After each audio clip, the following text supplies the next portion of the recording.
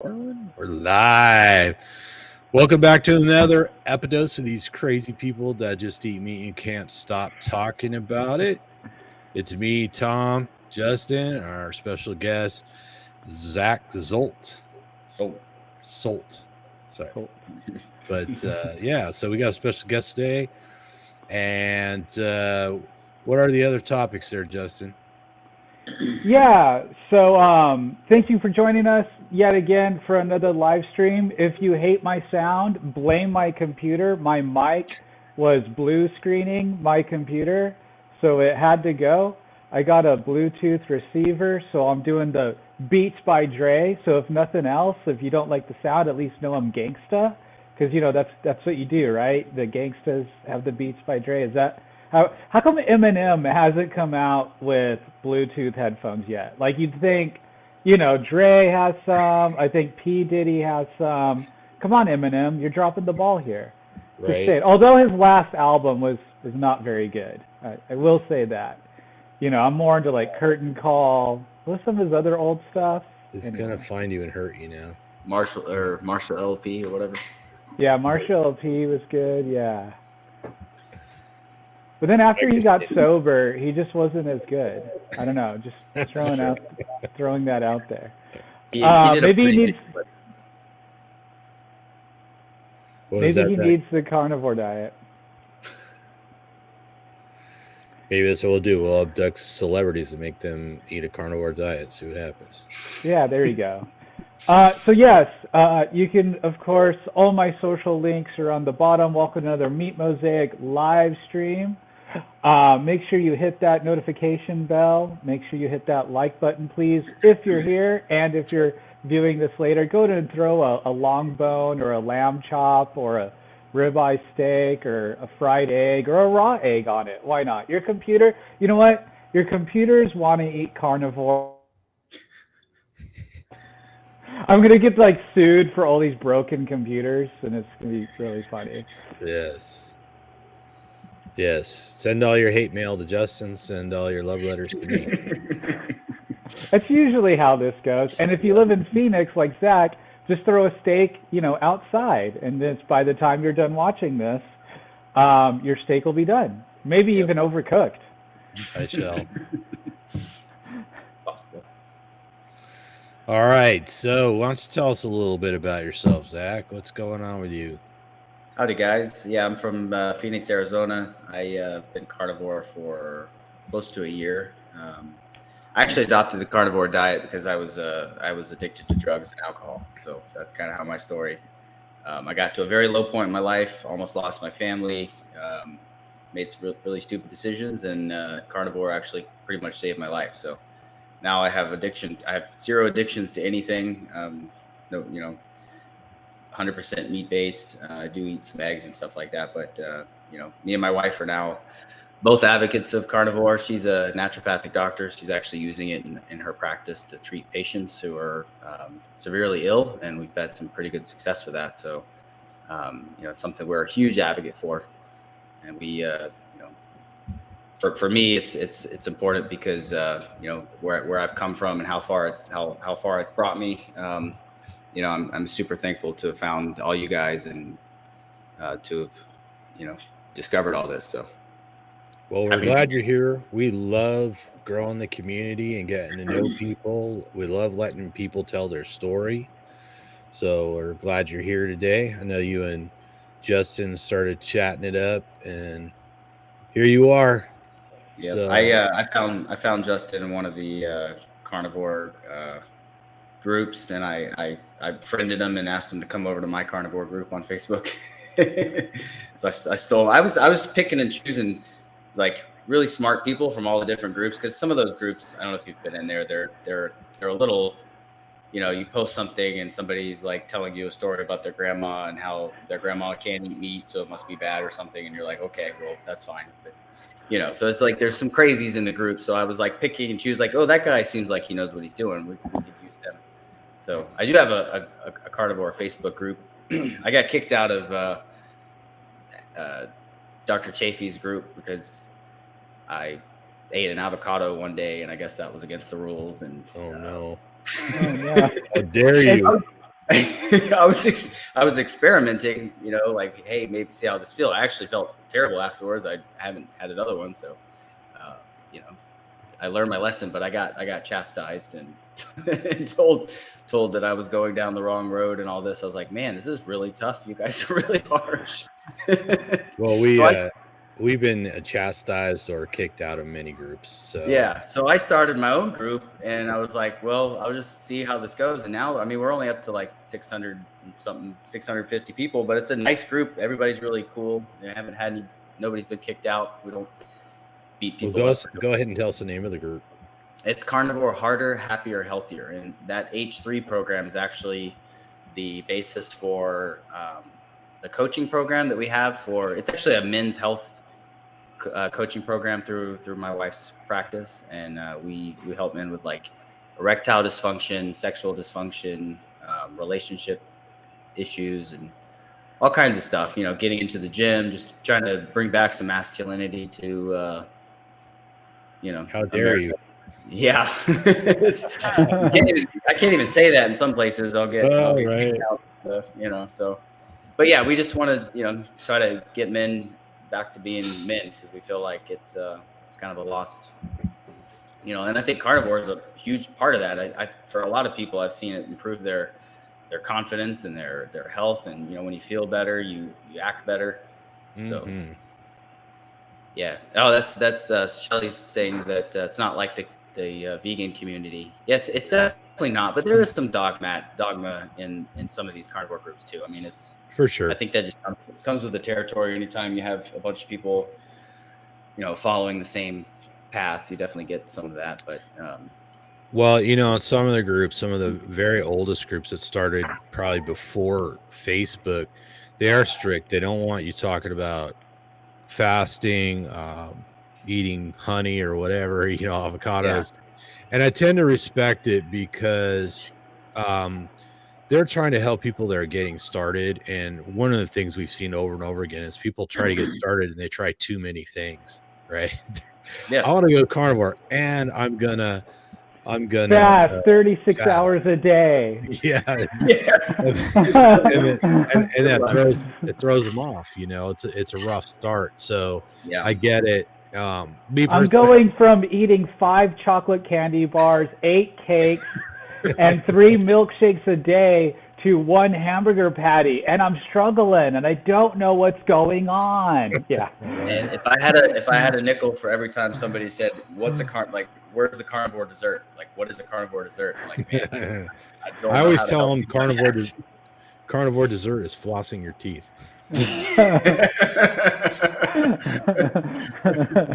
Yeah, well, we were talking about the heavy cream. I don't know about that. What do you think? What do you guys think about the heavy cream? Well, for people that are really struggling, that really feel like they need that dessert to finish off the meal, I tell them to get like a small glass and do just like 2 ounces of heavy cream and like 2 ounces of whole milk, you know? And so that way they just chug that down, and it tends to work more or less, or throw like an egg in it as well. That way they get a little bit of protein in, so it's a little bit more of a meal. You know, again, it depends on their goals and things like that. You know, as you know, I don't know how much coaching you've done. Me and Tom have done our share of carnivore coaching, and very difficult clientele. And, you know, it just depends on where they're trying to go. And I feel like it goes in stages. And I feel like stage 1 is just getting used to just eating animal foods and avoiding carbohydrates and plants as much as you can, and getting through that for a good month to 3 months. And then we can work on your actual goals, you know, as far as if it's fat loss, if it's building muscle, if it's mental health stuff. Although typically in that 3 months, avoiding all the plants, typically mental health helps. But someone like me, I know my mental health, like it was super gradual, but it took a good 6 months for like depression to really feel like so much better, you know, and for me to like look in a mirror and not hate myself, you know. Are you guys both Rivero coaches? So I technically am, and Tom has a story which we'll have to talk. Well, I don't know if we can talk about it privately, but it's a story. Yeah, I've actually won too. I didn't even bring that up, but yeah, for probably 2 weeks, I've had a handful of people so far. But I think it's a Good great for you. program. I think it's got a lot of potential to grow for sure. For sure. Yeah. Yeah. So, I always look at dairy in general as being complicated because milk itself is obesogenic. I mean, there's no two ways about it. That's its job, is to fatten people up, babies up, anyways, right? And some people tolerate, I mean, like you mentioned some A2 products earlier. It's like some people are sensitive to the casein proteins, particularly the casein A1.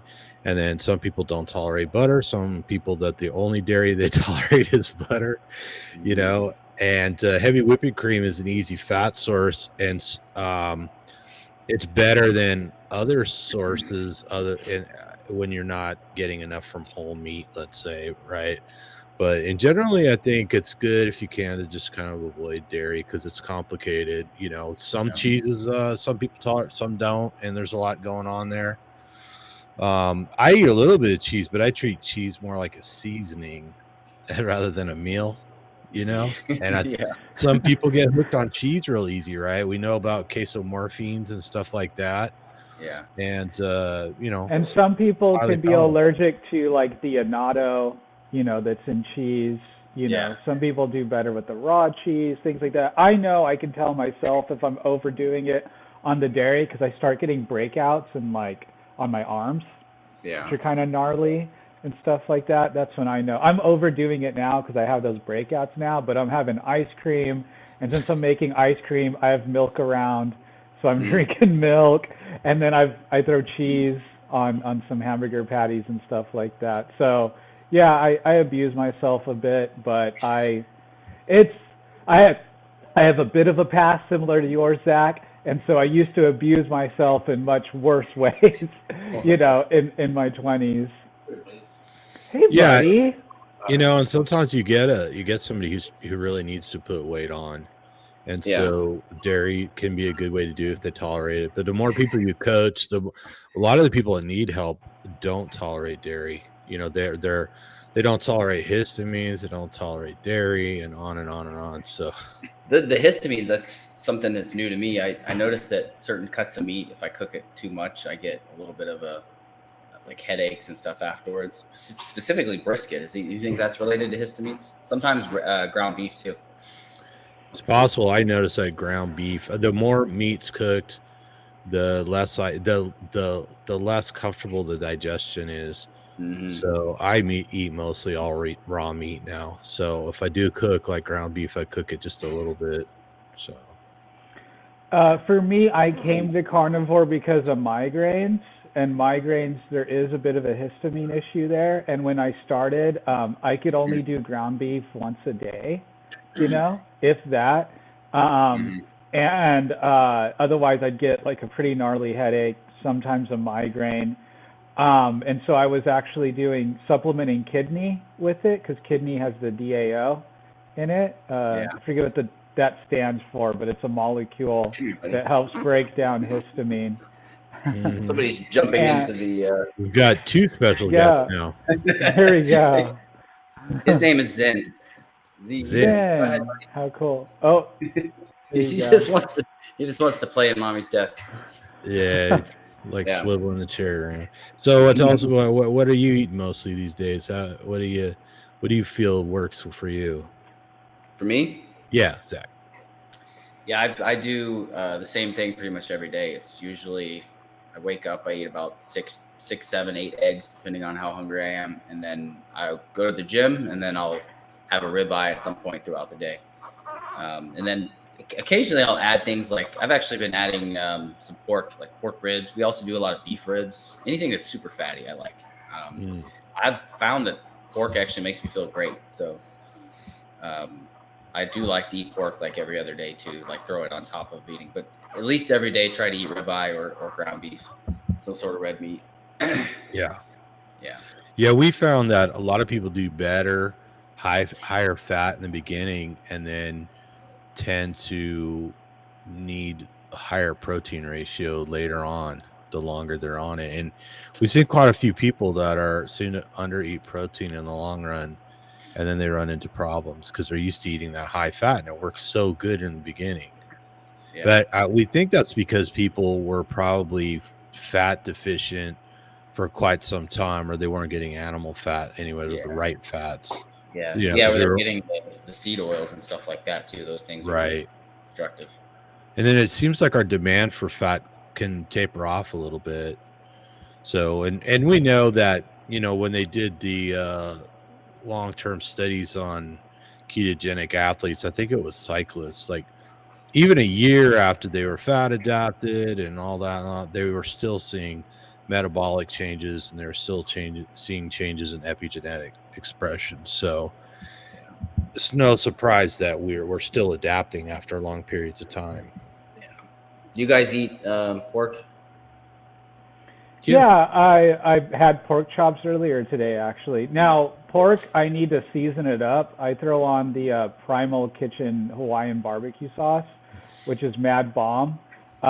So I do that. I made pork ribs today because I was craving it.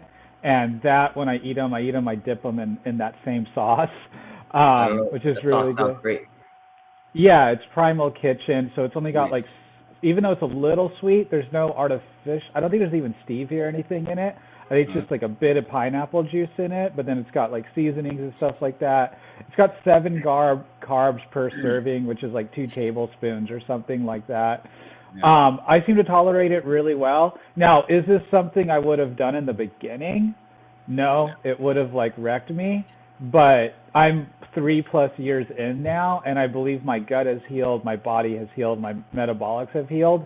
And so I know there's always that discussion of like carnivores like a glass cannon, in that, in that you feel super strong, you've got a lot of power and stuff, but like if you eat the wrong thing, you're out, right? Or like you're done, or like your stomach's going to be completely messed up and stuff like that. And I get it, but I feel like you expand it further out a time frame, and that becomes less true, and many of us end up being able to tolerate things that we couldn't even before carnivore. Like for me, spicy food, I could or throw on some spice and do okay. Yeah, I'm in between the 5th and 8th dimension. I've raised my chakra that high through Kundalini practice, and so that's why I glitch out, every once in a while, just for the audience at home. And so I just think that over time, with that healing, many of us are able to tolerate. Now, there is overdoing it, and I have overdone it, but I do like pushing the envelope, be like, will this kill me? Or will this give me a migraine and stuff like that, just because, now I get it, I'm a bit on the younger side, maybe I do have a little more room to play than most, but I do totally avoid straight like vegetables. Like I won't eat like a broccoli, because the last time I did that was over a year and a half ago, and it felt like it was shredding my insides. It was like, it's poison. Like it was just horrid. I was like, all right, I'm probably not going to do that again. Fruit, I don't officially introduce fruit, but like, so my rule with things like fruit or honey or whatever is like, if it's offered and I'm in the mood, I'll take it. Like, ironically, I have a friend that has a honey company, and so when he comes out with a new recipe, he'll send me a jar of his honey. Oh, nice. Yeah. And so when that comes in, like, I'll try some. I usually end up just giving it away because I do like 1 teaspoon and then I get like a headache or feel crappy. But I'll try it. Like, chocolate honey is delicious. Cinnamon honey is delicious. And that's, and it's special, organic, from Hawaii and all that stuff. And ironically, that friend is diabetic and he sells honey. I was like, man, as long as you're not getting high off your own supply, You're in the corner snorting honey. Right, yeah. Putting lines of honey on your arm. Honeycomb, breaking up honeycomb, you know what I mean? There you go. Yeah. Bumping it off keys and things like that. And so, that's I don't buy it and bring it into the house. that's like my rule for myself is like I won't buy things that I know are going to cause me trouble. Aside from Zevias, although I've got like cases of them and I drink like one a week pretty much. Those things make me crave sugar for sure. Oh, the Zevia Cola or whatever. Anything with stevia in it makes me hungry within 20, 30 minutes. Anything with stevia in it makes me hate artificial sweeteners. They're plant-based sweeteners. I can't stand stevia. I can't believe how popular it is. Did you know that it was originally developed as a birth control for females? It actually is a hormone disruptor. So it's terrible. I don't know why people drink that or put it in drinks or whatever. I mean, you're better off just doing the sugar. At least your body knows what to do with sugar, you know? Right. Yeah, my buddy just shot like a 500-pound wild boar, so I've got a freezer full of wild pig meat to eat. So I will be eating some pork. Yeah, very cool. I'm fortunate. I got a friend. He loves to go fishing, and he loves to. He's got time to go shoot animals. So nice. We eat them all, but I mostly eat beef. You know. Mm-hmm. Yeah, I can do like a whole day of pork, but then the next day I am craving beef, like ground beef or steak or something. It's definitely, I think, the basis of most carnivores' diets, red meat. Yeah, I think there's something to be said, just the content of the ruminants, the amino acid balance and, the fat balances. I think it's just something we probably evolved to eat, because I'm a big fan of the past. I talk all the time about these guys here. Yeah. Anthropology. So I believe that, that those animals that are still in our environment that are closest to the megafauna we're probably most adapted to eat, but obviously we can either. I'll eat a little chicken sometimes. I certainly won't turn down seafood or anything like that. So I don't know if you guys know this or if you have a Whole Foods near you, but we actually eat raw oysters every Friday because every Whole Foods on Friday has dollar oysters. So it's a minimum of 12, but you can go in and get 2 dozen raw oysters. They'll shuck them for you, and it's $25. Nice. Yeah, so, I love oysters. Yeah, so we do it every Friday. It's a big thing in our house, and even my 4-year-old actually likes to eat oysters now. So nice. Yeah, we've actually got the kids have done pretty well on carnivore. They've really started to adopt it. My son, the little one you just saw here, this kid will eat 3-4 eggs every morning. He's so it's kind of cool because he's 18 months and we started feeding him meat at 7 months. Right when he started weaning. So that's going to be cool to see like how different a kid like that is compared to like the standard American, standard American diet. Did you see the interview that Sean Baker did with John Venus recently? Oh. So John Venus talked about why he stopped being a vegan, and he said primarily it was because he was seeing the other vegan kids at get-togethers and stuff, and he got very concerned about what he was seeing.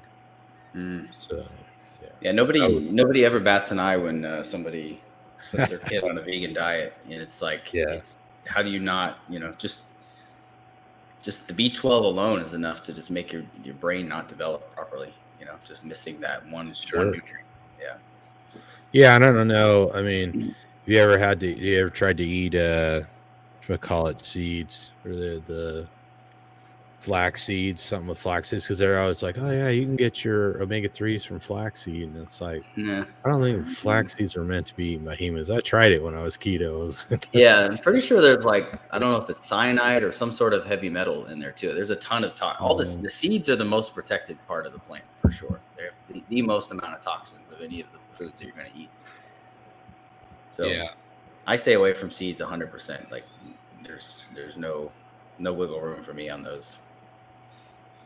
Yeah, one of the last things I gave up, so I was really into popcorn because I was gluten-free paleo before I went carnivore. And I'd done that for like 6-7 years.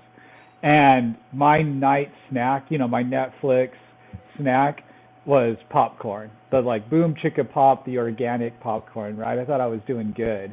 And they have like the big bags of it. Like I would go through like 3 of those big bags like a week or something. Like it was extra. And but when I went carnivore, I switched up with like almonds, like the what do you call it? Sprouted almonds, the organic sprouted almonds. It was like $18 a pound. Jeez. So this bag. And one night, because I was trying to like just do better. It's like, okay, I'm getting away from grains. I'll try almonds to see just so I could get over this habit, you know. And like one night, I ate a half pound of those almonds in one night, and the next day, my stomach hurt so bad. Like I was in pain for like a day and a half. Like it was hard, and I was done. I gave them away. I gave them to like my mom or someone. I was like, I quit. I'm not doing the almonds anymore. Yeah. I'm pretty sure you could have died eating that many almonds. I know that. I know that if you would have ate a half a pound of cashews, for sure, you would have died. Because I watched actually Dr. Chafee had a video on this where there's in a half a pound of cashews, there's like I don't know enough cyanide to kill you, right, or to like stop your heart. And the other thing that's I don't know if you know this, but you've heard of what's it called? Poison ivy, right? Yeah. Poison oak. So did you know that the plant that makes the cashew is actually a cousin or relative to poison ivy and poison oak? And if you touch the leaves or the shell, it's the same exact chemical that gets on your skin. It's like, who's the guy that like found this bush and just like touched it and was like itching? Is like, oh, let me eat these things that are on this bush. Right. Like, what was going on? Yeah. Wow. No, I mean the people that handle those things are in pretty rough shape sometimes. Yeah, that's tough. I don't know there's a name for that type of compound, but it's basically poison oak, poison ivy. So makes you question. Yeah, they all have really irritating oils that are hard to get off. So yeah. Well, I just want to comment on the commenters. Let's say hi to Shell. She was commenting that she was eating some sausage this morning. I think she was talking about pork, and Christina said she likes pork, and Shell loves oysters, and then Christina noodled herself an 18-pound catfish. Nice. Wow. Very cool. Oh yeah. She's gonna have to send us pictures of that on the table. Yeah. Oh, and Christina's saying she's the only one that didn't get sunburned. Have you noticed that now that you live in Phoenix that you're more sun tolerant, Zach? Yeah, actually, since I stopped eating seed oils about a year ago, noticed that I haven't been. I think Tucker Goodrich is onto something with seed oils. I don't know if you've heard him talk about it, but you know, one of my favorite debates is what's worse, the carbohydrates or the seed oils. And I don't know if we'll ever know for sure, but Tucker Goodrich makes some good arguments for the seed oils doing the most damage. Yeah, I'm for sure. I mean, my biggest thing, I used to eat those like frozen. Of course, they were organic, but they were frozen pizzas, and they were organic cheese and organic gluten-free crust. But it's like soaked in canola or whatever, and you're like, "Oh, this is healthy." No. Oh, I can beat you. I used to get the vegan frozen pizza. Oh, blasphemy! I have another question. Why do they call it seed oils, or why do they call it vegetable oils when it's a seed oil? That was all marketing. Yeah, like what vegetable do they use to make this? Because it's rapeseed oil for what is it? That's canola oil, right? Canola oil, yeah. Yeah, and soybeans and what else? No vegetables are used. It's crazy. Well, I think it was easy to sell.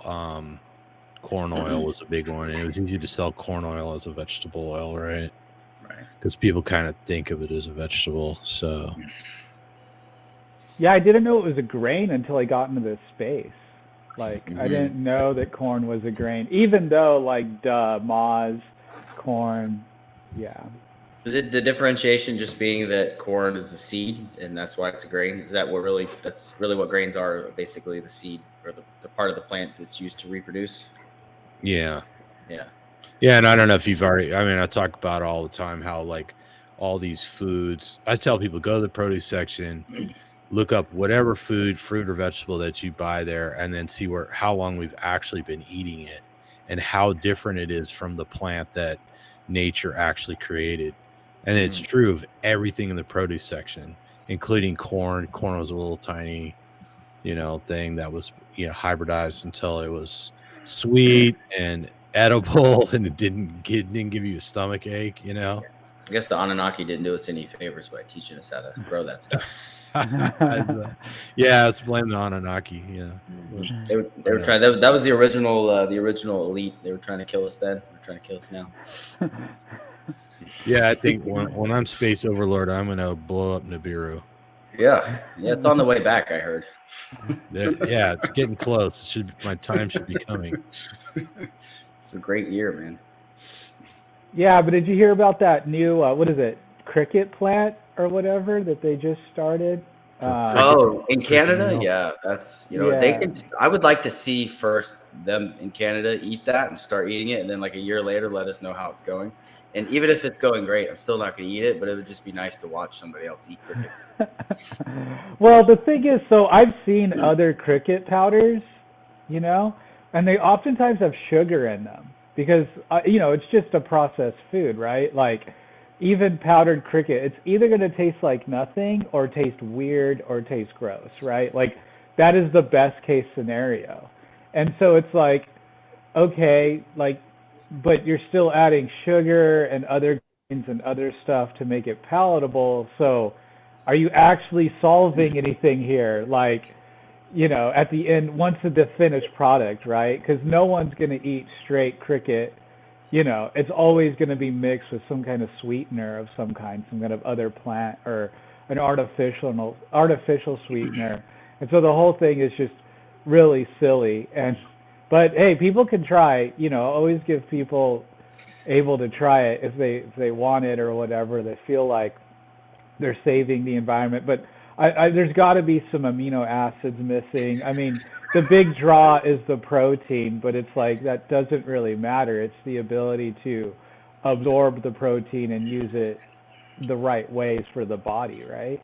What's your guys' take on powders of any kind? I'm of the impression and like bovine collagen powder. I was using that for a while, but I actually noticed that when I eat meat and stuff, my insulin or my blood sugar doesn't go up. But if I were to have this bovine collagen powder, which is there's no sugar in it. It's unsweetened, but I would actually get a little bit of a spike in blood sugar, which was really pretty fast within like a short period of time. So what is your take on powders in general? Do you guys think that's appropriate? I tried collagen peptides for a little bit, a long time ago, just out of curiosity. I didn't really notice any benefit from it, so I gave it a whirl. And I don't really have an opinion. I mean, when it comes to all the possible supplements and things you can add to your food, I tell people don't bother unless you have a really compelling reason that you need it for for some deficiency or disease that you have. I do supplement sometimes with whey isolate, and it's more a matter of convenience because I spent a lot of time at work and sitting in traffic and stuff like that. So yeah, I don't do it because I think there's anything better about it. I think I do it as like a backup. So it's not a primary source of energy. You just do it as kind of a filler. Yeah, I just do it to keep my protein levels up high enough. But it's kind of an incomplete protein. I think one of the keys to red meat that's been talked about, but you don't hear enough about, is that you get that dose of leucine in things like red meat that's often less in other. You don't see as much leucine in other protein sources. And if you like lifting and you want to build muscle, that you need a small dose of leucine. A few times a day is optimal. So for sure, I believe that is lacking in whey isolate. So I personally think it might be better for older people trying to get in enough protein, especially if they've grown up or they've gone 40 years, protein and fat phobic, they're just so nutrient deplete that I think it can really help them. I think for older women, older men especially, I think if you've penciled it out and like Tom said, due to time, due to lifestyle, you're not, you're literally trying to put on muscle. Like if I was trying to put on 10 pounds of muscle, I would probably have to incorporate, a protein powder. Yeah, to do that. But me gaining, I'm 5'7", I'm a manlet. And so me putting on 10 pounds of muscle would be like a huge difference, right? And so I'd have to really just kind of be eating and eating and eating and eating, and which is something I could do. But you're too lazy. I'm too lazy. Yeah, I've got video games to play. I've got work to do. I've got live streams to do. Yeah, exactly. Okay. And so, so if I were to do that, which would maybe one of these days I'll do that experiment. Maybe I'll do like 3 months of protein powder, and like see how much muscle I can gain. But I've looked up some clean ones, that I can reference to people and things like that. There's one I found recently, which is really cool. It's just from goat milk. It's just powdered goat milk or powdered organic goat milk whey or something. Yeah, something like that. Yeah. And so there's a few clean ones out there. Now, as far as powders I use, I like magnesium glycinate powder. I think magnesium is something most of us are naturally deficient in. And I've been big on magnesium for a long time, though. Now, another thing about me, though, is I'm a recovering supplement junkie. So it's like, I'll try anything. First of all, I'll snort, shoot, drink, anything. That is absolutely true. But so years ago, going on like 9, maybe even up to 10 years ago now, I visited a naturopath for my migraines back in California. I lived in California. And what she had me do is she had me do that crazy expensive allergy test. And she put me on like a diet based on that, and it was like, okay, you're highly allergic to soy, you're allergic to this, you're allergic to... Now, I don't really buy into the allergic stuff theory anymore, just so you know, but at the time, right, I didn't know no better. And so I followed her diet, and she had me on like 13 different supplements. I was taking fish oil, I was taking magnesium, I was taking coenzyme Q10, I was taking something that was supposed to kill candida. Like I was on like a stack of supplements, and I did that, and I had to take like 5 pills like 3 times a day every time I ate. Like it was next level, But I did feel better. My migraine. So I used to get daily severe migraines, like nearly every day, and I was taking sumatriptan, which is the migraine medication, every other day. And my neurologist, my standard doctor at the time, there he goes. If you keep taking this medication at this rate, you're going to end up with seizures by age 40. That's how gnarly the medication is, how it messes with the neurons in the brain. And so I was like, well, I don't want that. I'm going to have to find some other way to deal with this. And working with a naturopath and going paleo, and I was dairy free at the time, which is probably why I love dairy, because it was taken from me for like 7 years. Like it was forbidden. Like I had to find vegan cheese that melted. You know what I mean? I was on that struggle. It's called vinyl. I can't handle vegan cheese. That I don't know what the texture is or whatever it is. I can't do vegan cheese. No way. Well, at the time, sometime in between there, I was also dating someone that was vegan. So I was paleo and she was vegan. So the only way for us to eat together was to find paleo, like vegan places, or make paleo vegan food, which is just, you're at that time, you're just eating cardboard pretty much, and cassava basically is like the only things you can make food out of. You got to get your cyanide from somewhere. Right, exactly. So I did that. I also did the juicing. So when you're talking about cyanide, I was grinding up seeds from apples and eating them, and seeds from like cherries and stuff like that and eating them. Yeah, no. I'm under the impression that I might possibly be immortal Like I can get sick and I can get injured, but I'm fairly certain that I just can't die. Or you're delusional. Just a tad. So how about you, Zach? I mean, you got any other powders or supplements that you've tried or? Yeah, just the magnesium, and we do like a forget the name of it, but it's magnesium and potassium, a little bit of potassium and some just electrolytes, and I take ketons, which are basically like mineral salt water. Like if you look it up, QU keton INTON, I think is how you spell it. But it's they're seawater, so it's ancient seawater, but it's never been touched by hands. They come in these like glass ampules, but they're it's just salt, basically salt sea minerals. It's really good, and those actually energize me. It's like taking a pre-workout. I love it. That's the other thing I gave up powder wise was pre-workout. I took pre-workout for probably 15 years. That stuff's terrible for you.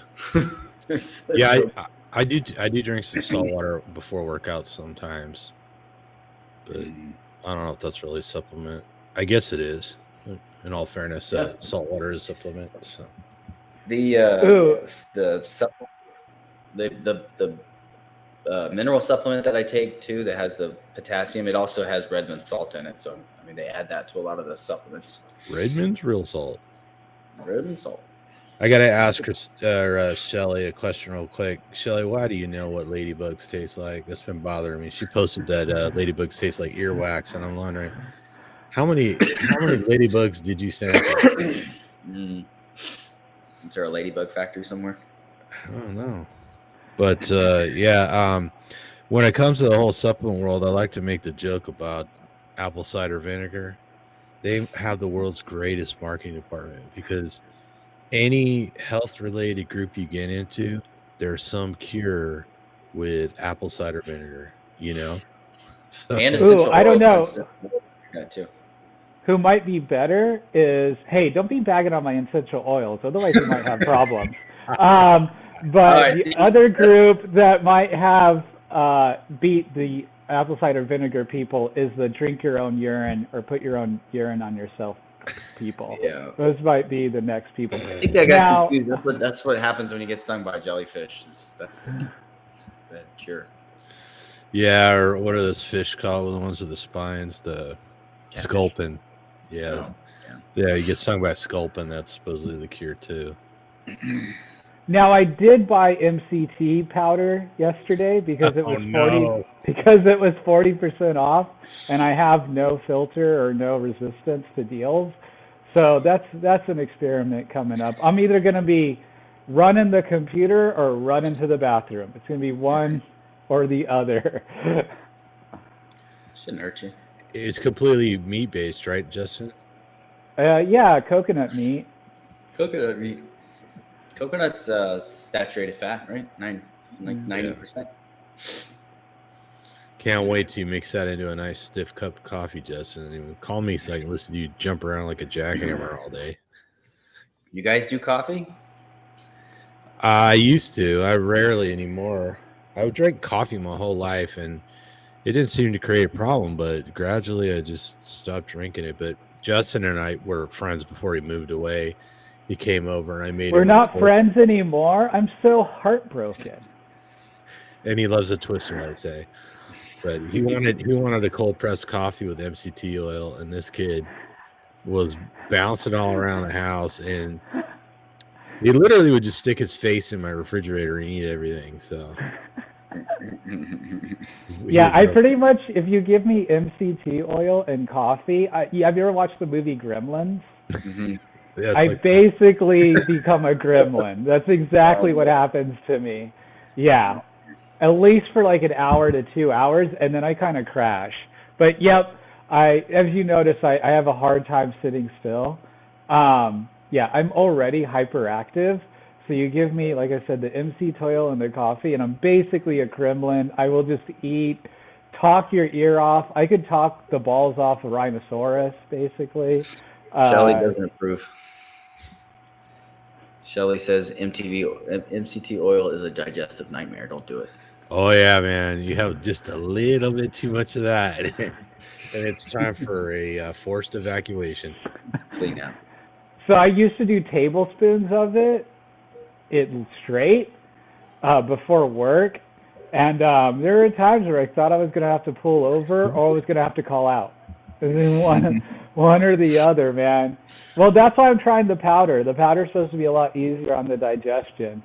Yeah. Yeah, they're probably lying to me, but I'm going to I do like, so the thing about MCT is I do love the mental, I guess it's a high. I don't know. I do kind of feel like neurotropic, right? Yeah. Those medium chain fatty acids get shunted right to the brain and bypass most of the digestion. So you get that extra energy in your brain.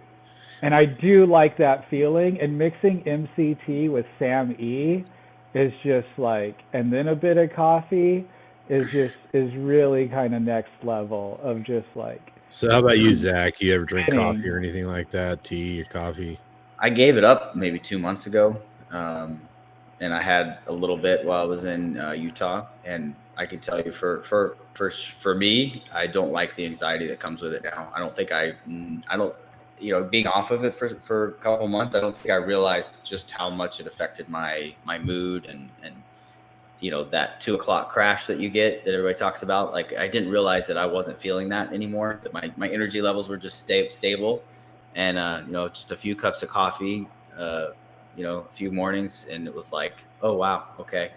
I'm not missing anything, so I officially stopped again.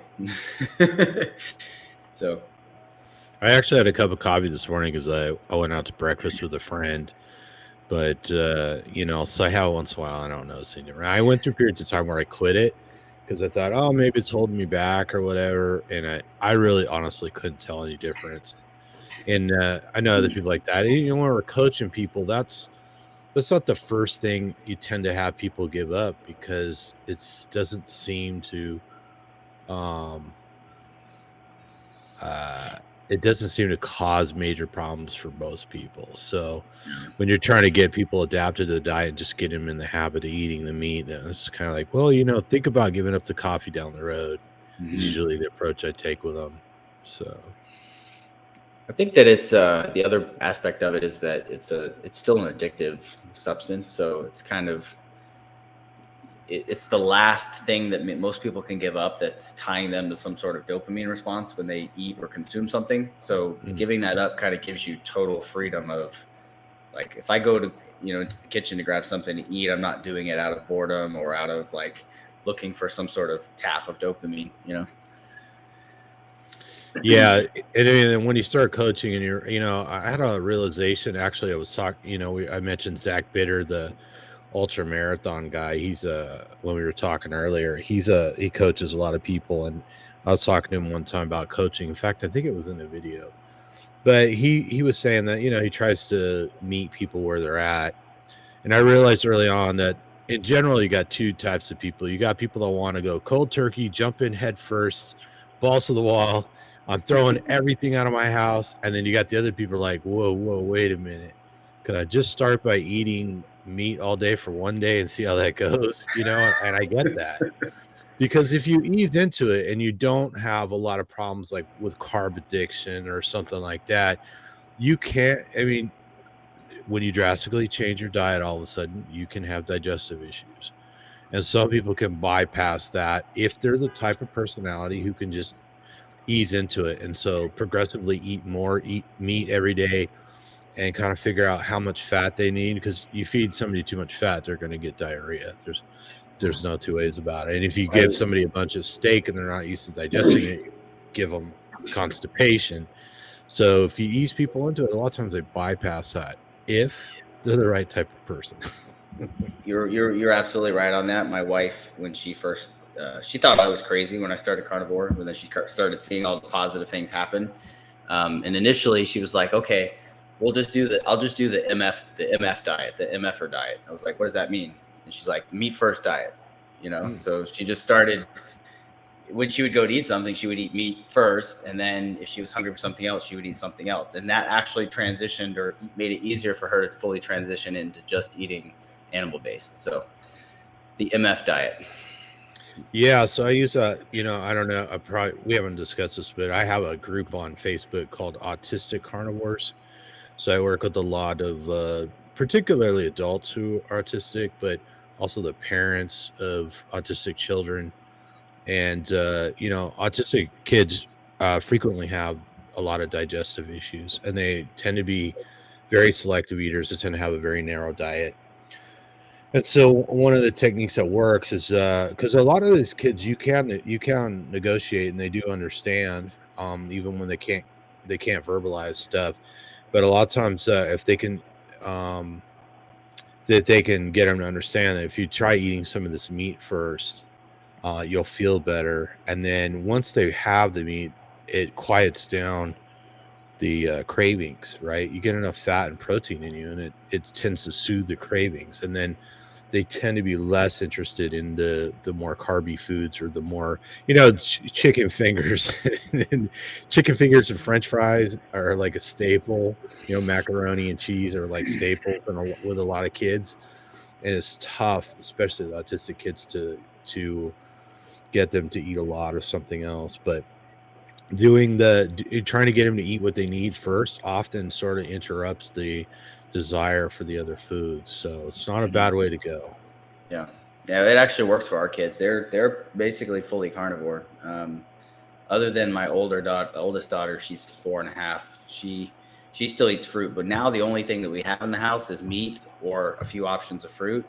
So she'll choose to go and say, "Hey, Daddy, can I have a hard-boiled egg?" Because we buy like the pre-hard-boiled eggs, and she'll choose that all the time as a snack now. So she'll go in, which I think is pretty cool, because usually you would think they would choose the fruit, but she's gotten to the point now where she's starting to ask for hard-boiled eggs, which is cool. Very nice. Yep. And the little man, this kid will eat pounds of steak. It's crazy. He just doesn't stop eating. He's going to eat me out of the house. He eats like 4 eggs, scrambled eggs every morning. He's only 18 months old. So nice. Watch out. So since the question comes up all the time, isn't eating carnivore expensive? So I imagine you have some experience having a family, and what do you think your food bill difference is pre-carnivore versus post-carnivore? I honestly think it's less, and the reason is because we're not buying sides, we're not buying sauces, we're not buying this vegetable, that vegetable, or things to cut it. The cleanup's faster.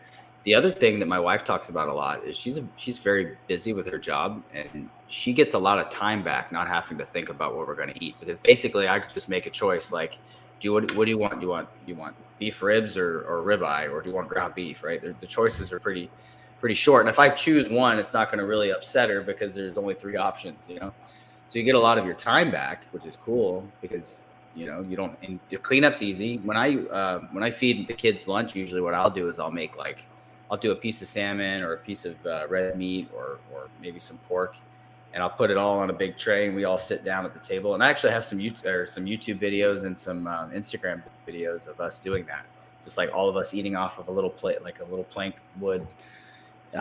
So to me, that's easier. It really depends. I think the pricing has to do with what kind of meat you choose, right? Because you can choose $4 pound meat, or you can choose $25 pound meat if you want to. So it's really to me Wagyu only all the time. Yeah. Well, I actually bought a Wagyu steak at Costco the other day, and it was only like $28 for like a pretty big ribeye. It was like, that would have been $150 at a restaurant. So. Is it really that bad at the end of the day? And I didn't buy, when you go to Costco, it's like meat, eggs, and butter, So to me, it's cheaper. I did buy like a tri-tip today, and I had one of those, which was, those are like $15 for a pretty big chunk of meat. But I think it's cheaper, honestly. I did, because I thought the world was going to end, buy like a really giant freezer and packed it full of meat. I got about 800 pounds that I have to go through now, but well, if you need some help, I'm right down the freeway. Yeah. Yeah, you guys aren't that far away. Well, Missouri is pretty far. I don't know. Yeah. So the other question that is real common is people ask, well, isn't eating carnivore really boring? Don't you get tired of meat? So what do you see? I mean, you got a family there, a wife and kids. What do you think? Absolutely not. I think there's nothing more satisfying now than, like, I look forward to sitting down to that whatever it is. Mostly it's, usually a ribeye. But to me, there's nothing more satisfying than that. I don't crave other foods again, but that's after going through that transition phase. I think once you've gotten past that, I don't look at the food the same way. My relationship with food has changed. Like what is food for me has changed. I don't look at pasta or vegetables as something I would eat. I look at it the same way I look at the grass growing outside. If I got hungry, I'm not going to go outside and start picking the grass and eating it, right? Why would you eat your food's food? Yeah, exactly. So to me, if somebody put broccoli on my plate, I would literally want to push it off because it doesn't seem like it belongs on the plate. It belongs on the plate like sand would belong on my plate. It just doesn't belong there. So, but that's again because I've done all that work initially to try to change my relationship, and that's the place that I've landed. Yeah, I've noted that cooking is a very popular sort of art, as it were, in many countries. Everybody's kind of proud of their culinary cuisine, but most cooking is really about making your food taste like something other than what it is. And I think that has a lot to do with the fact that plant-based foods aren't very appetizing, and they often have to be detoxified. Like somebody mentioned cassava. Justin, you mentioned cassava. I mean, yeah, you can't eat cassava without detoxifying it, right? Yeah. Same thing go ahead. Sorry. No, you go ahead. You were talking. Well, I'm just saying that even like wild potatoes, all wild potatoes are toxic to human beings. Mm-hmm. Yeah. So my whole theory is that we aren't really supposed to eat plants. I don't think that every specific species has something that they eat. They don't necessarily eat all different kinds of meat. They may eat a couple different kinds of meat or a couple different kinds of plants. The idea of a balanced diet was developed by food companies back in the 50s to make money, right? So to me, there's absolutely nothing wrong with a few different things that you eat. And the idea that plants are good for us is based on zero evidence of, like studies are not done to educate us on what's healthy. They're done to manipulate behavior, to make us do something that they want us to do. Right. All plants are to us are toxic. We have to do things. Our body has to be able to mount this and a sort of an immune response in order to break it down. But meat doesn't have that reaction. Right. We agree 100%. Yeah. I always say that, each person can tolerate a certain amount of certain plants, right? But it doesn't mean it's optimal for health, and it certainly doesn't mean we evolved to eat it. So, nor does it mean that any particular plant or plants are required, right? I mean, this is the big fight one of the big fights. We're constantly fighting with each other, I guess, because we're human. But the fruit and honey people versus the no plants. All plants are bad people, which I feel like me, you, Tom, Bart, Sean, Chafee are all in the all plants are bad. All plant derivatives are bad. There might be medicinal use for some tincture of broken down something, but by the time it's broken down into that, typically all the toxins are removed anyway. And so, yeah, I just getting people to the point of it's not food. I think I left that comment on something we were talking about where it was like, there's food and everything else is either toxic or he glitched again. Toxic or a poison. They're drugs, right? All drugs are based off of some sort of plant or derivative of a plant, right? So all drugs have some sort of side effect. So you have to understand when you take in a plant, there is something your body has to do to counter what you've done to it. And that usually is in the form of some sort of reaction, whether that's a stomach ache or gas or something like that. So anytime you take in a plant, you have to be willing to take the consequences, right? People drink alcohol. They know it's terrible for you, right? You have to look at plants the same way. If I want to drink a cup of coffee, I am doing it with the idea of like, okay, well, this isn't optimal for me, but it's going to give me this high for whatever period of time. And that's why I'm doing it, So caffeine is a neurotoxin. There's like 8 neurotoxins in coffee. It's not just caffeine. There's tons of them. I posted a link to this, like basically it breaks down the toxicology of coffee. And if you read that, you won't ever have coffee again. So don't read that. it's you just have to understand this. And you're right. There's nothing you're going to be deficient in if you just eat meat. Like and if you drank coffee with your meal, the anti-nutrients, phytic acid and stuff like that in the coffee is actually going to prevent you from absorbing some of the nutrients from the meat, right? Anti-nutrients. So, yeah, man, we're all on the same page. And my whole thing when I started sharing, and one, because it changed my life, it made my life better in every possible way. And I feel like I owe something back, or I want other people to have the opportunity to know this and to be able to like recognize, like, maybe we were lied to. I mean, how they say that we've been eating plants for 10,000 years, but I mean, were we there? No, right? It's all secondhand information. I mean, it's all based on somebody's observation, and maybe they exaggerated slightly. We look at history. Most of the history we find out later it was partially a lie or totally a lie. Well, it might be too that eating plants is better than starving, and so the cultivation of crops, like wheat cultivation, probably started maybe 10,000 years ago in Levant, and that followed the extinction of the megafauna, right? So food was getting harder to get. Although before that, nobody wanted to bother trying to produce crops, right? You talk about the Younger Dryas? Yeah, at the end of the Younger Dryas, right? So, yeah. So, I would say that for some places it was probably a necessity, because it just didn't have enough to eat. But now we think it's normal. Yeah, we probably just did it for too long, and I honestly, the other thing that I think about is, if we would have stayed, hunt, because all hunters eat meat, right? If we would have stayed hunter gatherers or stayed hunters, would we have been able to evolve and grow to the population size that we are now? Probably not. Perhaps not. But if we had been eating a bunch of sugar and carbs, we'd probably been wiped out by tooth decay, if not diabetes, right? I mean, think about how much dental work has to be done because of carbohydrate consumption. Think of all those dental caries. They probably would have wiped out many generations ago. So,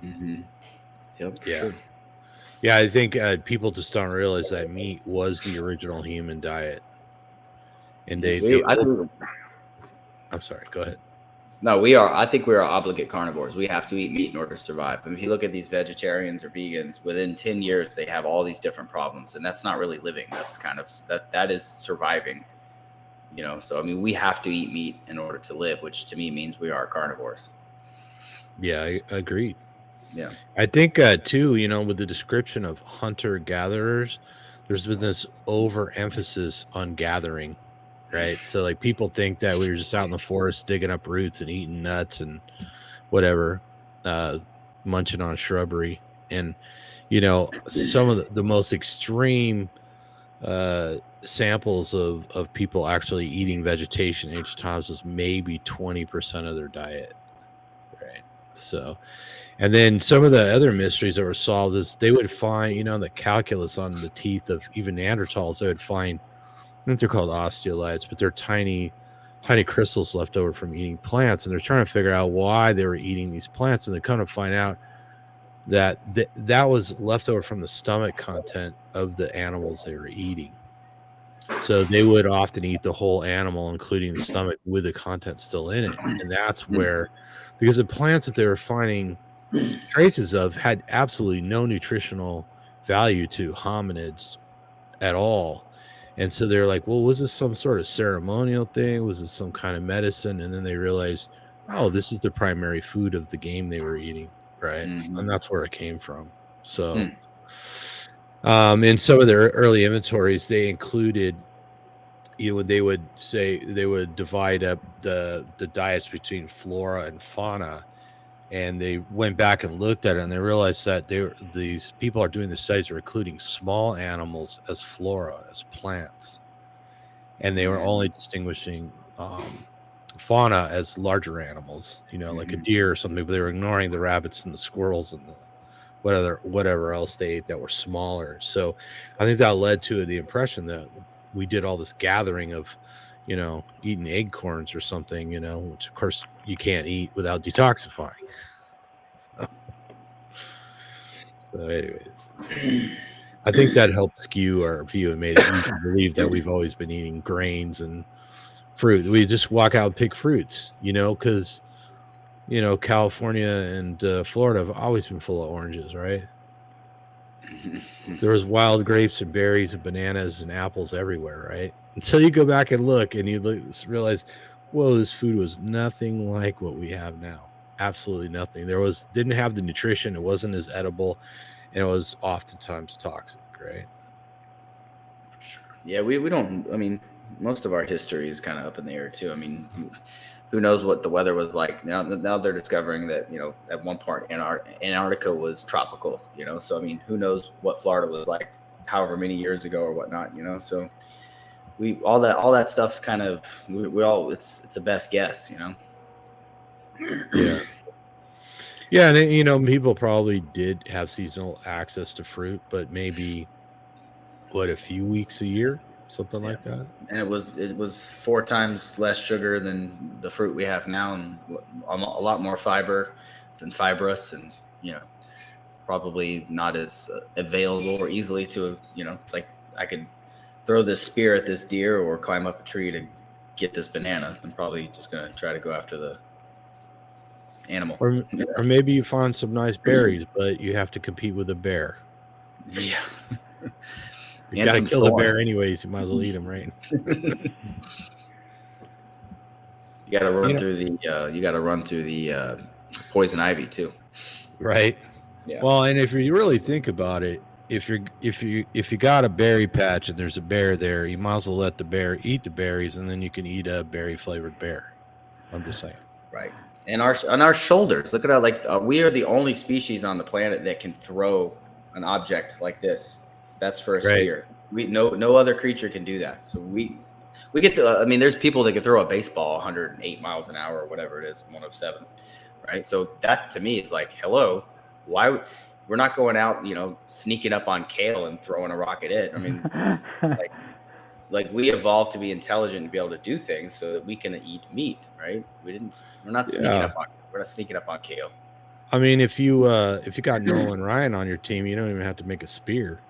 Yeah, I looked. It's funny. This is kind of stupid, but I was looking up on Amazon if I could buy an actual spear because Paul Saladino has a spear. I was like, maybe we should all carnivores should just have a spear just ready. Yeah. So like when SHTF, we all just run out with our spears and we're like ready to go. Yeah. So my buddy and I are always talking about hunting pigs, and one of the ways people hunt pigs here is with a spear. So yeah, on Amazon you could buy a pig. That's what they call it. It's a pig spear, and it's like it's like a javelin, and it's pretty dang sharp. Looks like. Yeah. Well, those wild pigs are very intimidating. I haven't quite worked up the courage to hunt with a spear yet, but we'll see. We never know what the future holds. So, what was those? Somebody here made a comment I was going to comment on. But there were a couple. One up at the top, I think the name is Raw or RAW. They're asking about videos on actually cooking meat or any quick tips on cooking meat. I mean, I think the easiest is if it's a steak, you can just throw it in a hot pan with or without butter or some kind of fat. 3 to 5 minutes each side, depending on what you like, and that's pretty much done and good to go. And then, you could take like 2 pounds of ground beef. You can get a cookie sheet. You can roll those into balls and salt them. And then you can throw that in an oven for a half hour at 350, and they come out quite fine. So, and then just keep the fat or throw butter on them when you eat them, and they're good to go. And, you've got a couple of days of food right there cooked in a half hour. I've done a few cooking videos here and there, and coming in September and October, Joe Zumbo's coming to visit from Australia. Justin's coming out from Missouri to hang with me and Joe. And And Joe's Zach is going to come from Arizona. yeah, he might. Since Joe's the chef, we are definitely going to be cooking a lot. So nice. we'll do everything from smoking meat to grilling to cooking on the stove to apparently we have to eat Five Guys and In-N-Out the same day. In fact, I for anybody who's coming, I talked to the folks at the In-N-Out in Norco, and they said they'd be happy if we had a Flying Dutchman eating contest there. So the manager said, "You order them, I'll make them for you. Don't worry about it." So. Yeah, we're going to try and eat 10 plus each. 10 plus. You may or may not know what a Flying Dutchman is, but it's what is it? The whole thing is 2 ounces, or each patty is 2 ounces? Yeah, it's a standard In-N-Out patty, which is 2 ounces a piece, and it's just stacked with, you get a piece of meat and a cheese and a piece of meat and a cheese. They call it a Flying Dutchman. Nice. Have you been to In-N-Out? Yes. You're In-N-Out adjacent, I would imagine. Yeah, we have 5 or 6 of them around here in Phoenix. Pretty big here. Yeah. Definitely, if I was going to eat a burger joint, that would be my first choice. That's probably my father-in-law, when he comes from Canada, it's his favorite place to grab a burger. It's funny because Joe just sent us a video because Anthony Bourdain, I don't know if you know who he is. He was a famous chef. Yep. That was his favorite burger, was In-N-Out too, which blew my mind. Yeah, so. It's pretty popular here for sure. Yeah, so if you go over there, I don't know if you ever tried a Flying Dutchman. No. Yeah, just that order, ask them for it. Everybody at In-N-Out knows what it is. So. Oh, okay. Yeah. So it's just meat and cheese. So sounds good. Yeah. So I want us. Yeah, us. Anytime, Rod.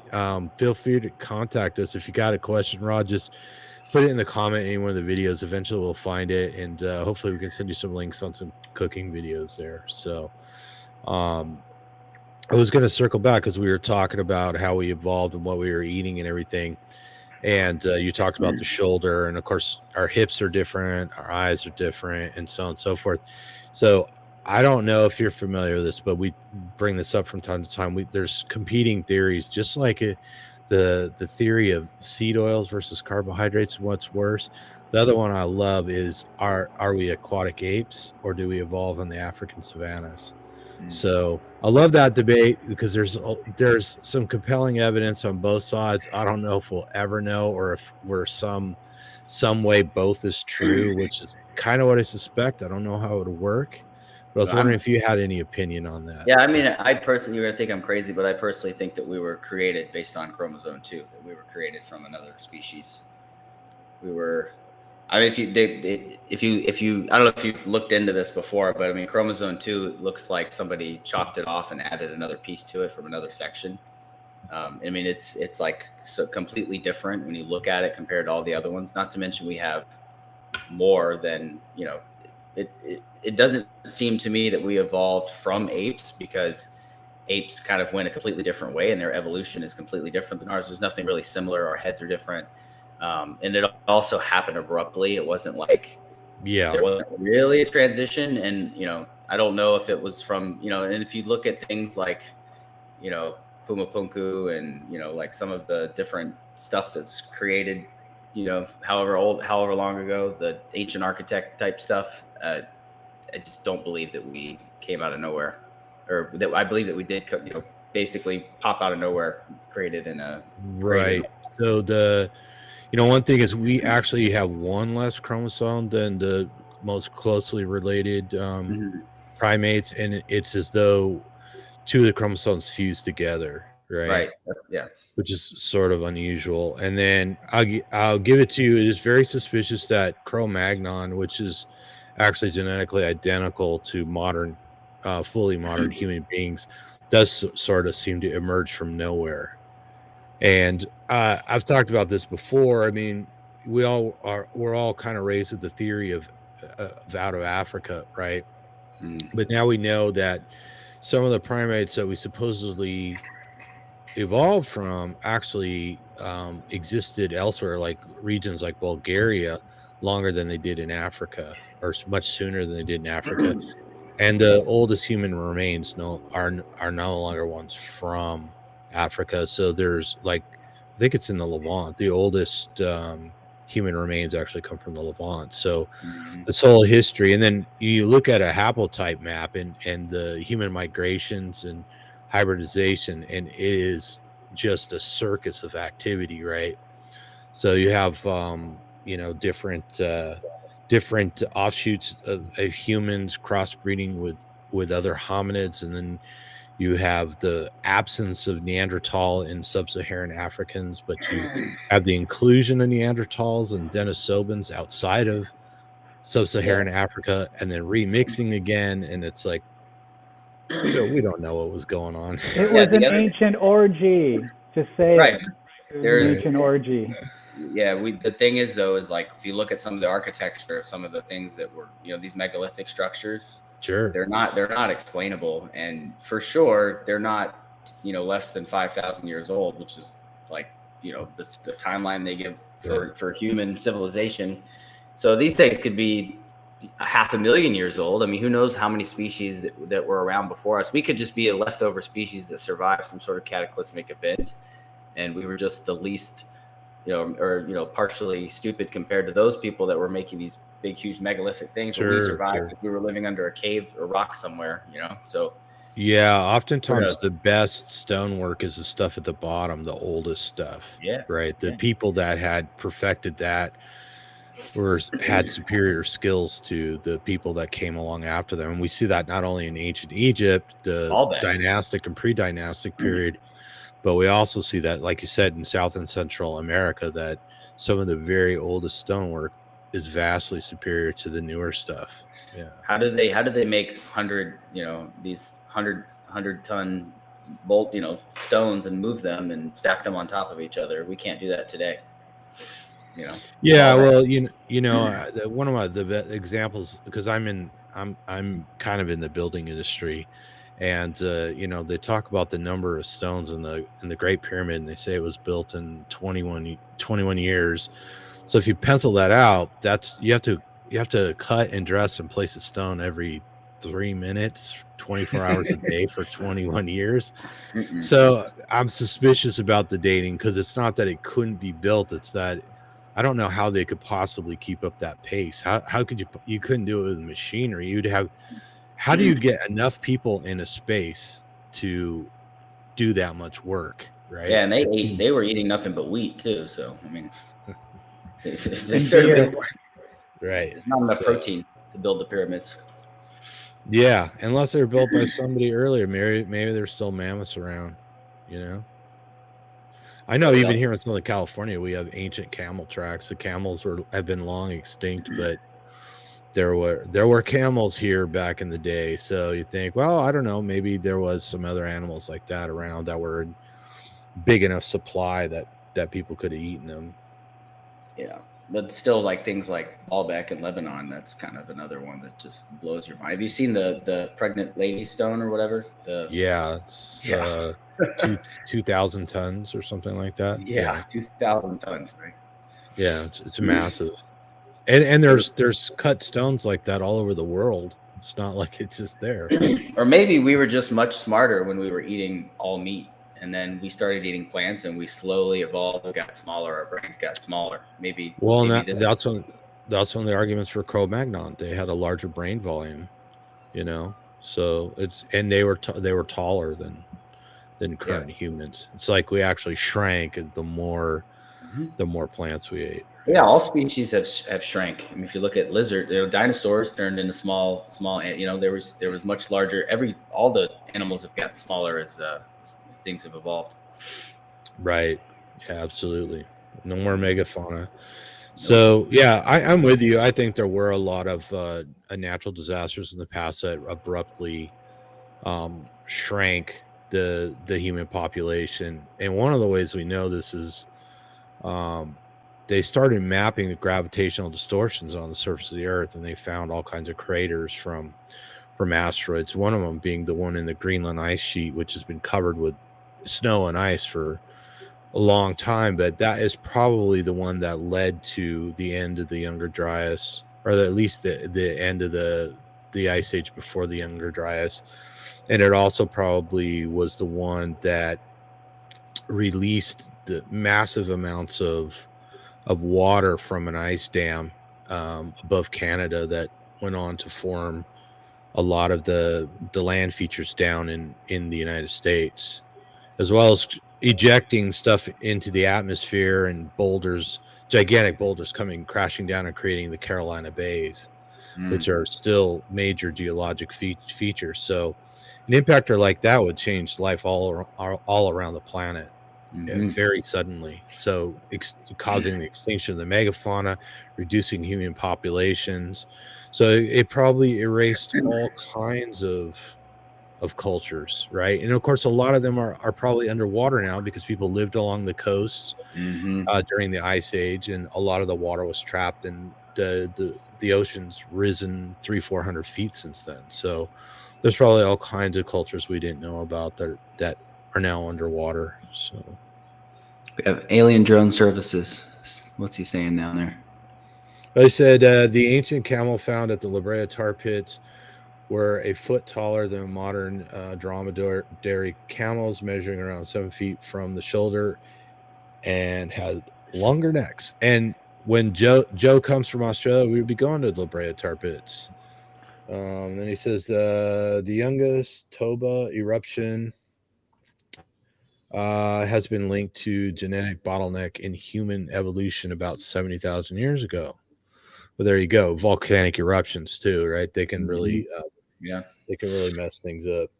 And then he says it is hypothesized that the eruption resulted in severe reduction in the size of the total human population due to the effect of the eruption on global climate. Have you seen all those? There's basically a city in Turkey that's completely underground. It was all carved out of these tunnels. Oh yeah, that's Darren Dur, and then of course Gobekli Tepe and Karen Tepe are preserved. Those circular structures, the T pillars, and right there you see they're 14,000 years old, and the artwork alone is staggering. They didn't know that people's ability to produce artwork, much less carve it in stone, was that advanced 14,000 years ago. So we lost Justin. He got bored with us. He's just like, you know what? You guys are talking about ancient aliens. I'm out. Oh no, that won't scare him off. Yeah. He probably has a whole new bent on that. So nice. Yeah, I'm totally with you. I think humans are probably older than we thought. Yeah, I mean, those things can't be explained by our current level of thinking, and so how long have we?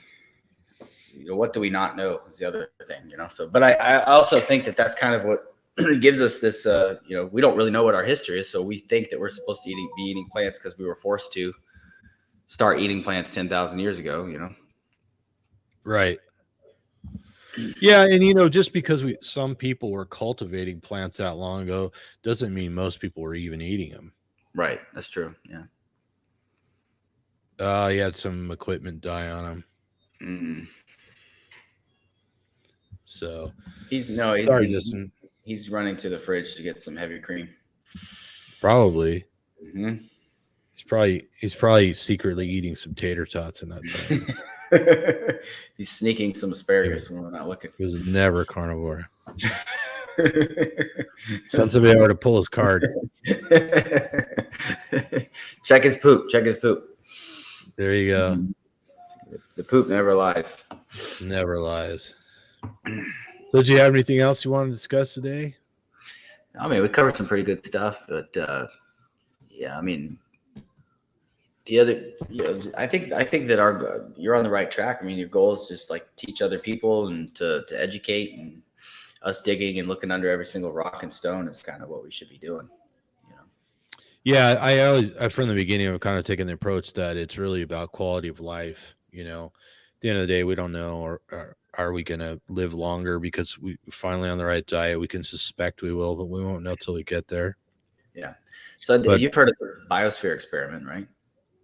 that's where they live inside a controlled environment. Yeah, it's out in the desert. I think it was in Arizona actually, or New Mexico. But this was in the 90s. These people went into the biosphere. They basically lived in this environment for I think it was a couple of months or something like that. But all of their food was, clean, and they made sure that all their right nutrients were present. They got plenty of protein, plenty of fat. They weren't on any specific diet. They basically got to pick and choose what they wanted to eat when they're in there. But their food was full of nutrients, and their water was clean, their air was clean. They went in there, and then when they came out, these gerontologists from UCLA studied every orifice of their body, and basically, also dealt with some geneticists on this. But they said, if you guys went back in there and kept living that way, you guys should live to be 120 years old. Genetically, that's where the path they were on. That's what these scientists had said. So I'm under the impression that, based on the Bible and different things like that, they talk about people living to be 120 years old. I think humans should be living to 120 and healthful the entire time. The fact that we live to 80 but we're sick by 60 is not really a human lifespan. No other animal on this planet has that sort of problem, right? They either live to 100 and then they die, but there's no sickness or illness traveling along the way.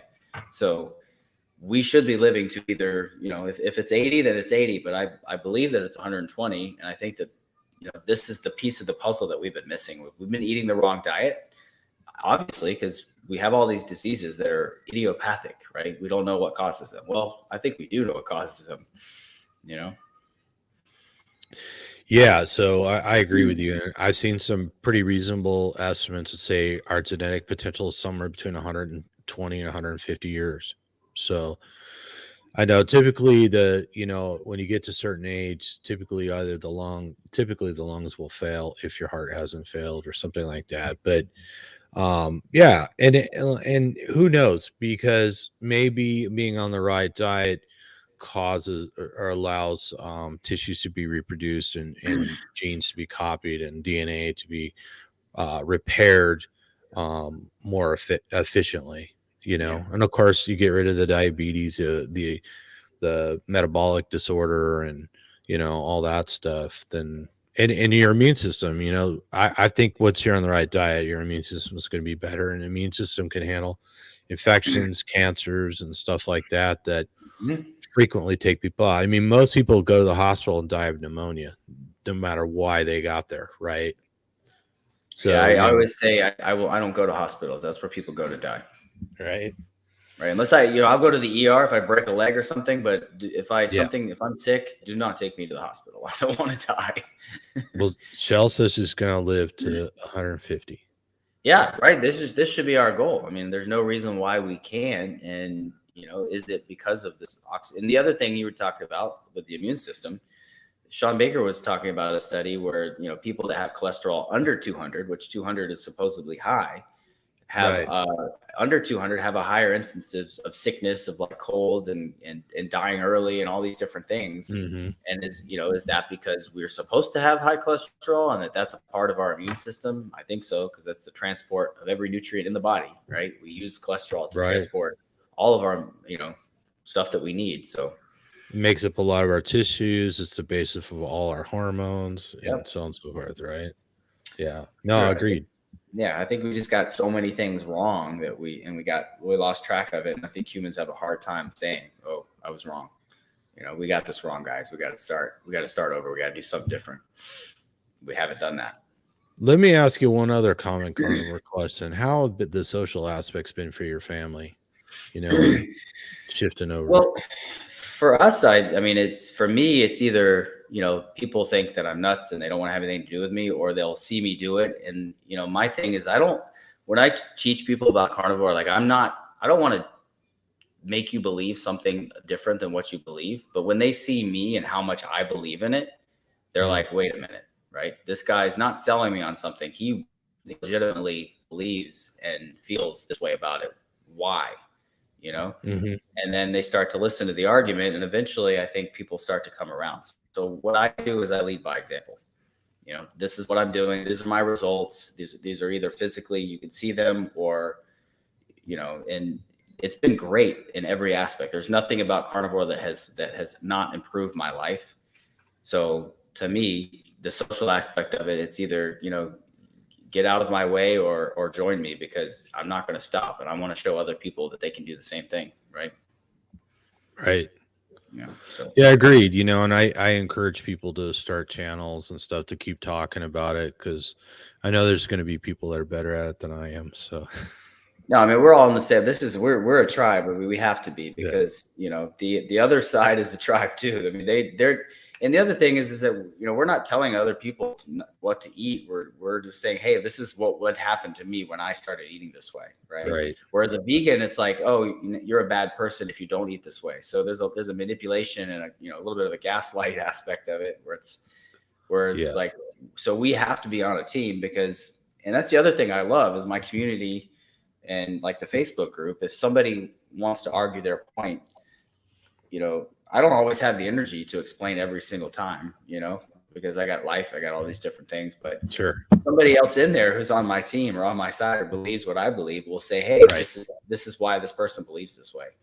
So we have each other's backs. I think we have to keep doing that. Absolutely. And I mean, when I mention it to people, I don't expect them to take it too seriously, especially if it's the first time they've heard it. Mm-hmm. But I think it kind of, you plant that seed, and then when they hear about it from someone else, or some other source, or they happen to read something, then it cracks the door open a little wider, right? So Exposure is everything. Just that first time that somebody, because like most people, they're like, wait, I've never even heard of this. Wait, you only eat meat? Is that even possible? Can you survive? What about fiber? Like, they have all these questions. High cholesterol, and you're like, you know what? All that stuff's fine, man. I'm actually thriving. So excellent. So now you haven't had any friction with like extended family or anything?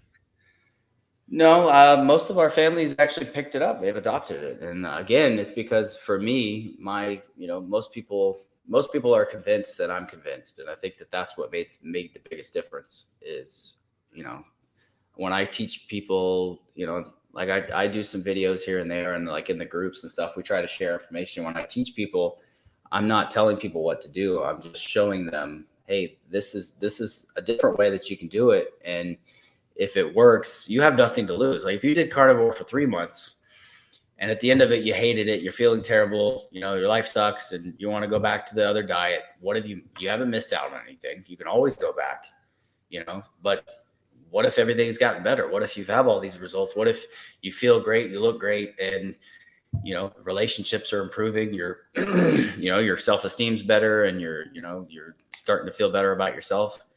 If that stuff's happening, I mean, that's your whole life, so And I when people are thinking about quitting and going back, a lot of times I don't twist their arm not to, because the thing is that as soon as they start eating the way they used to eat, they realize how much better they felt, and it gives them the incentive to go back.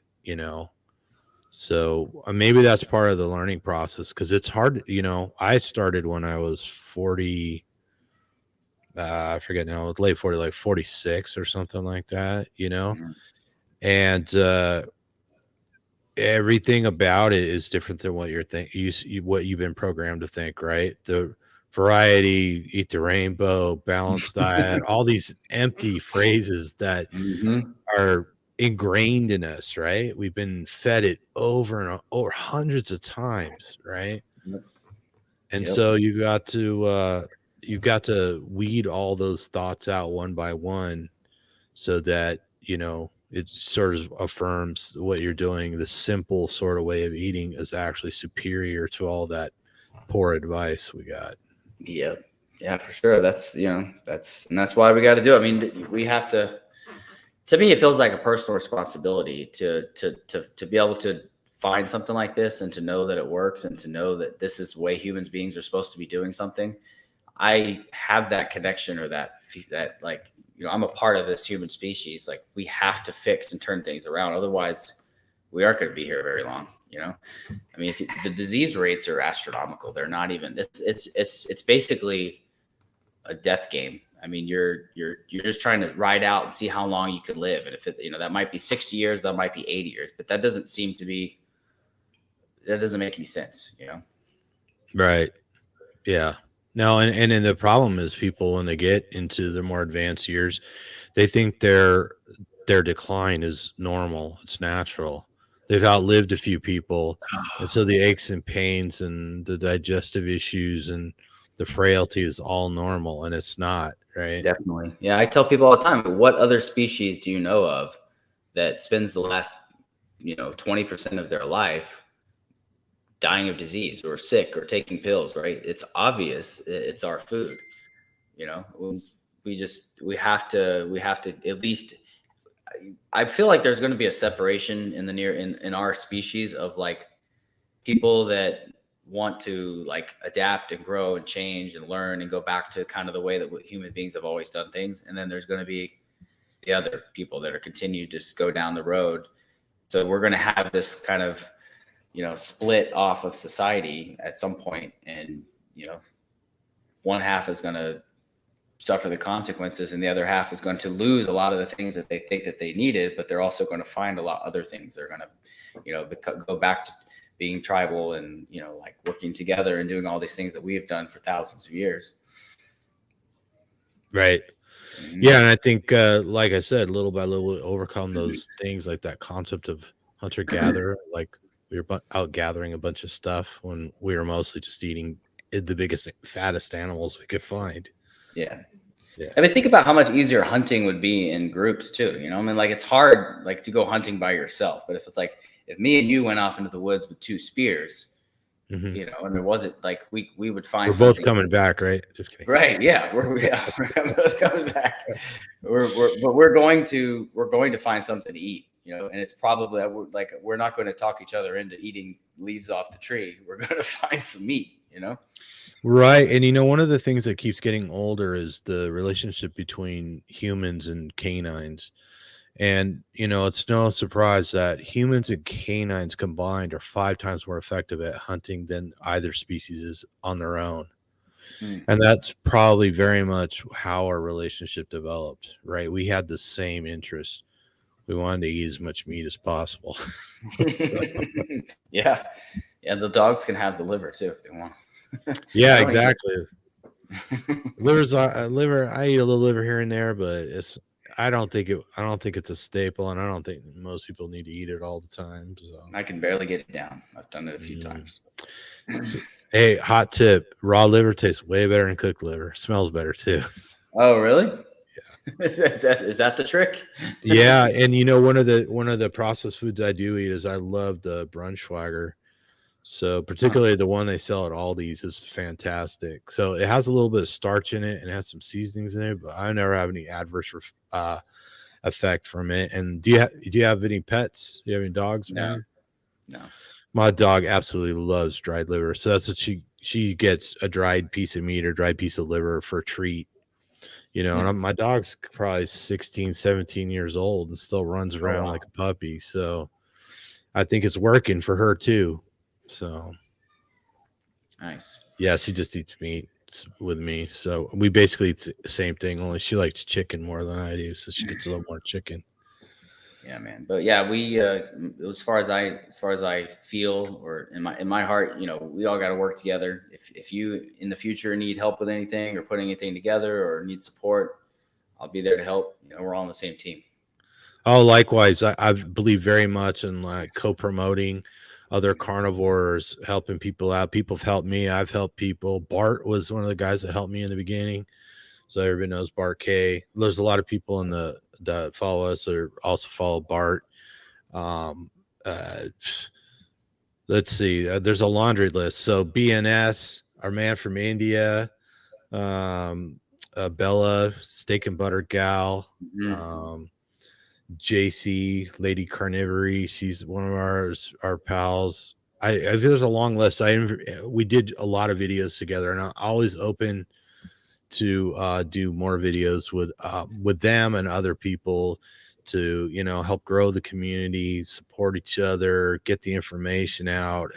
Everything from helping with tips on producing a video or graphics or audio or equipment. I know I've gotten lots of tips from people that help me get over little production bugs and stuff like that. So Cool. I'm all for it too. So Yeah. hopefully the carnivore community will be one that doesn't eat its own. Yeah. Metaphorically or both physically and metaphorically. Yes. Yeah. Hopefully too, we don't get targeted by social media. That's the other thing I keep worrying about. Well, one of the things when the vegans occasionally get at one or two that come after me, but they have no stamina. So by the time I get done plastering them with white papers and stuff like that, they usually give up after a couple days. So whatever. Yeah, nice. It's kind of a sport now. Yeah, they're easy prey. Yeah. Cool, man. All right. Well, I want to say thank you for coming and thanks for sharing. And you're welcome back anytime. So sure, man. And I would like if we can get my wife on their schedule too, I'm sure she'd love to interview with you. Oh yeah, I'd love to talk to her too. I'm just starting to get to know you guys. I want watch some of your videos, but I'm looking forward to it. Cool. So, and I want to thank all the people who've been leaving comments: Shelly, Christina, ADS, on and on and on. And all the people that support the channel, pass the links on. All the people that leave comments. Leaving comments really actually helps quite a bit. One of the big things that happened a couple of years ago is YouTube stopped promoting a lot of the carnivore videos, so like they weren't showing up as suggested videos and stuff like that. So the best thing to do is to ask other carnivores to spread them around, post them on Facebook, send them to a friend or whatever, discuss them in a group, and that's one of the ways we can help keep everybody's channel growing. For sure. Yeah, I do everything I can to share. I've shared quite a few of your videos since I was introduced to Justin and you guys. So, I appreciate that. And I look forward to doing the same for you. So, yep, I'll send you all my information so you can share that with the guys. Will do. Yeah, I'll put it in the show notes. So, and I'm sure I'll see you in Facebook soon. So, yep, we'll see you around, man. It was good talking to you guys. Tell Justin I guess he's gone. He's fully gone, right? Yeah, he's not in here. He had some equipment problem, but as I say at the end of every show, everybody out there eat some meat, feel better, and whatever you do, don't fall down the carb hole.